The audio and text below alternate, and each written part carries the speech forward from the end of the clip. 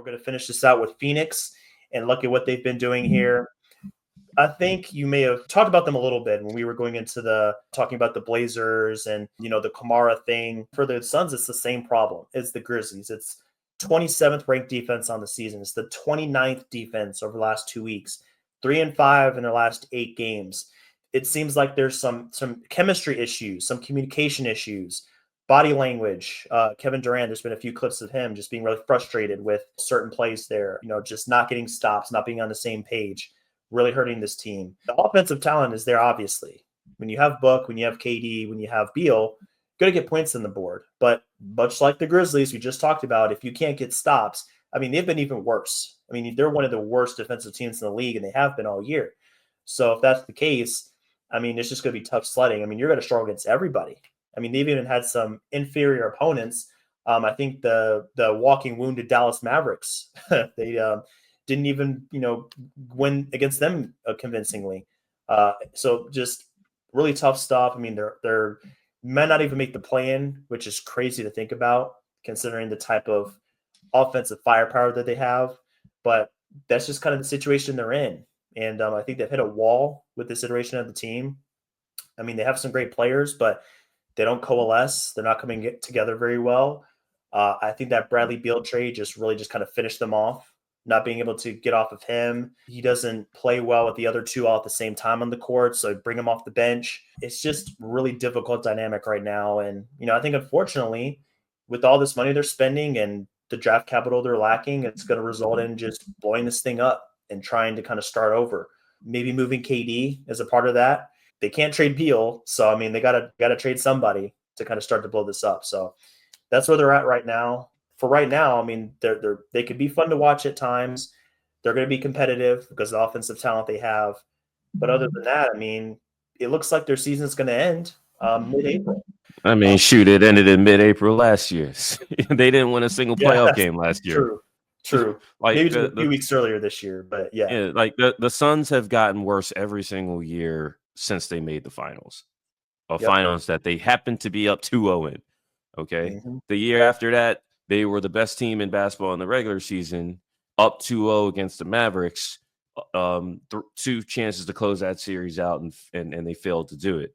That's when you first heard about the chemistry issues with guys who aren't even on the team now. Coach who wasn't on, that was 2 coaches ago. Okay. Yeah. I think that might have even been an owner ago. So this is a franchise, a team that has taken a step down every year for like 4 years straight. So naturally they're in this spot. We've seen a team like this before. We saw the 2022 Lakers, like the team with all that talent. They get Russell Westbrook, and they didn't even make the play-in tournament that year. But this team is worse because even that team had the excuse of Anthony Davis, LeBron James not making it to 60 games or whatever it was. Like Kevin Durant's played a respectable number of games. I can count on one hand how many times this team has won without Kevin Durant. It could be even worse. Beal's a bad fit, but you know what? Those who shoot the ball really well. It's a very aesthetically pleasing team if you just want to look at it that way. I bet a lot of people playing 2K still like playing with the Phoenix Suns because they do the thing that everybody thinks. Everyone thinks this is a make or miss league, and that's it. This is the team that proves that is not the case at all. Ain't nothing wrong with them dudes' jump shots. Okay. Right. It's everything else. They're the softest team in the league when it comes to defense. And I mean soft. You do not feel them. I talked about that with other teams that we talked about on this pod. You do not feel the Phoenix Suns. They don't force turnovers. They don't rebound. They don't hit you. You love to face the Suns. They're very comfortable to play against. And so, and mind you, I've seen the Suns in person. I've seen the Suns beat the Clippers 4 times, 4-0. And every one of those games, like they won because of their shot making, but the Suns haven't won consecutive games since January ended. They have been outright the worst. Think about every team in the NBA that is trying to lose because they're so far gone. The Suns have been worse defensively than all of those teams, every single team. Insane. They've literally not won back-to-back games since the end of January. So it doesn't matter who the coach is. Maybe it matters who the general manager is. That's again, they're stuck. They don't have they don't have a sense of development. Yeah, you're going to say Devin Booker's the face of our team, and we can't do anything. We're stuck with Bradley Beal. Like we thought we were outsmarting everybody by trading a point guard for Bradley Beal. Like, all right, you see how that's worked out. You can't move Bradley even if you wanted to. And Bradley has no reason to give up on you see what this show is called. So like you got Kevin Durant and yeah, you got to trade Kevin because he's the only way you get out of this. You're in the same spot now that the Brooklyn Nets were in when they had Kevin. It's funny how that happens.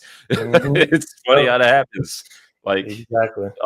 and you just gotta hope that Kevin is going to Kevin's turning 37 years old next season. Man, Like, crazy to think you're about. not.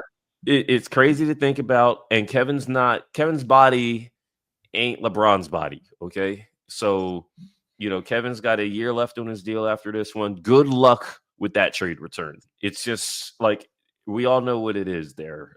And so the Suns, the less said about them, the better. They don't really deserve this much air in the first place.